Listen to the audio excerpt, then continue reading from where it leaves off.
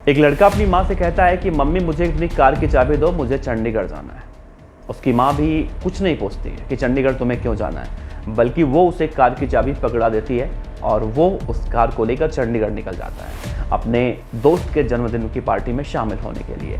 चंडीगढ़ पहुंचता है, दोस्तों की पार्टी में शामिल होता है, मौज मस्ती करता है और मौज मस्ती करने के बाद वापस वो दिल्ली की तरफ रुख करता है। लेकिन जब वो सोनीपत इलाके में पहुंचता है तो सोनीपत में वो ऐसे गुनाह को अंजाम देता है जिसके बाद अब उसके साथ जो लड़के थे, जो लड़कियां थी या फिर उसकी माँ सलाखों के पीछे पहुंच गई हैं। नमस्कार, मेरा नाम है देवनाथ पांडे और आप देख रहे हैं BDF न्यूज़ की क्राइम सीरीज खलनायक, जिसमें हम आपको सुनाते हैं अपराध और अपराध से जुड़ी तमाम खबरें और कहानियाँ। तो आज की ये खबर वाकई में दिल दहला देने वाली खबर है और ख़ास तौर से आज की खबर उन लोगों को देखनी चाहिए जो लोग बिना कुछ सोचे समझे अपने बच्चों को गाड़ी की या फिर बाइक की चाबी पकड़ा देते हैं और ये भी नहीं सोचते हैं कि अगर इसका बुरा अंजाम हुआ तो क्या होगा। तो ये खबर उन लोगों को देखनी चाहिए। तो आइए खबर की शुरुआत करते हैं। दरअसल हरियाणा के सोनीपत जिले का ये मामला है। सोनीपत से एक बस चालक अपने साथी सहचालक के साथ निकलता है दिल्ली के लिए अपने बस को लेकर। रास्ते में सवारियों को भरते उतारते वो बस पहुंच जाती है नेशनल हाईवे 44 पर और तभी पीछे से एक थार गाड़ी आ रही होती है। उस थार गाड़ी में 3-4 नए उम्र के लड़के लड़कियां होते हैं। बस को लगातार वो हॉर्न मारते हैं, लेकिन बस का ड्राइवर उन्हें साइड नहीं देता है या उनके बीच में कुछ कहासुनी हो जाती है, जिसके बाद वो थार में बैठे लोग इतने ज़्यादा नाराज़ हो जाते हैं कि वो बस वाले को सबक सिखाने की सोच लेते हैं और कभी बस उनके आगे तो कभी वो बस के आगे, इस तरह से ये सिलसिला चलता रहता है। तभी बस का कंडक्टर कहता है कि कहीं आसपास देखो, थाने के पास बस को लगाओ और इन लोगों को समझाते हैं कि भाई अगर गलती हो गई है तो इनसे माफ़ी मांगते हैं। यही सोचकर बस चालक कुंडली थाना रास्ते में पड़ता है, वहाँ से 30 मीटर पहले बस को रोकता है और नीचे उतर के बस का चालक और परिचालक दोनों उस थार गाड़ी का इंतज़ार करते हैं कि उन्हें रुकवा कर उनसे माफ़ी मांगा जाए या फिर जो भी उनकी गलतफहमी है दूर किया जाए। वो बेचारे रास्ते में नीचे खड़े होते हैं, थार गाड़ी आती है और बहुत तेज़ी से उनको मार के चली जाती है। इस घटना में ड्राइवर की तो मौत हो जाती है जो बस का चालक होता है, परिचालक गंभीर रूप से घायल हो जाता है और इसके बाद शुरू होता है वो सिलसिला जो एक माँ को जेल की सलाखों के पीछे पहुंचा देता है। इस घटना के बाद जो बस की सभी सवारियां होती हैं, जो बस में बैठे लोग होते हैं, वो नीचे उतरते हैं। वो अपने आंखों से सब कुछ देख चुके होते हैं, बयान करते हैं इस बात को और इस मामले को धीरे धीरे 7 दिन बीत जाता है, लेकिन आरोपियों की गिरफ्तारी नहीं होती है।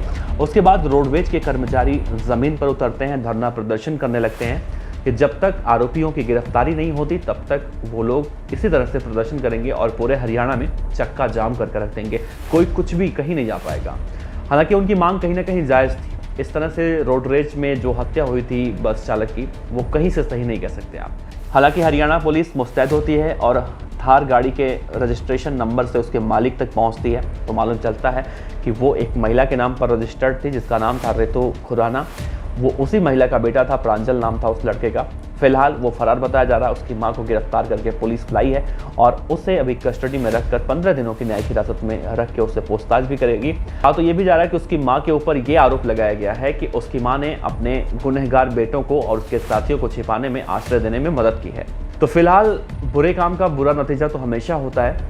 इस केस में भी वही देखने को मिला, लेकिन अगर इसमें किसी का नुकसान हुआ तो उस बस चालक के परिवार का नुकसान हुआ। उसका बेटा आज भी कह रहा है कि मेरे पिता के हत्यारों को जब तक सज़ा नहीं मिलेगी, हमें न्याय नहीं मिलेगा, तब तक हम चुप नहीं बैठेंगे। अब आप बताइए कि उसके बेटे की क्या गलती थी, या फिर हम जैसे लोग या हमारे जैसे लोग जो समाज में हैं, चाबी बिना कुछ सोचे समझे अपने बच्चों को पकड़ा देते हैं और ये भी नहीं सोचते हैं कि अगर इसका परिणाम कुछ इस तरह से हुआ तो क्या होगा। तो फिलहाल उस महिला से जमकर पूछताछ की जा रही है, उसके बेटों की, बच्चों की, दोस्तों की तलाश की जा रही है। अब देखना अहम होगा कि वो लोग कब तक पकड़े जाते हैं, लेकिन इस घटना के सामने आने के बाद एक सबक तो जरूर मिलता है कि हमें बिना कुछ सोचे समझे अपने बच्चों को, नाबालिग बच्चों को इस तरह से गाड़ी की चाबी नहीं देनी चाहिए। उन्हें समझाना चाहिए कि अगर रास्ते में कुछ भी हुआ तो इस तरह से बहस तो बिल्कुल नहीं करनी चाहिए किसी से, और मारना तो बहुत बड़ी दूर की बात है।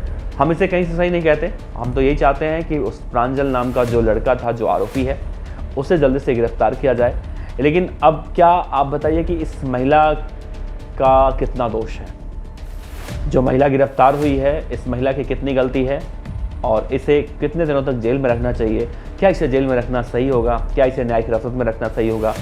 ये बातें आप ज़रूर बताइएगा। आपका बहुत बहुत शुक्रिया। देखते रहिए BDF न्यूज़। आपका बहुत बहुत एक बार फिर से शुक्रिया। नमस्कार, मिलते हैं अगले वीडियो में।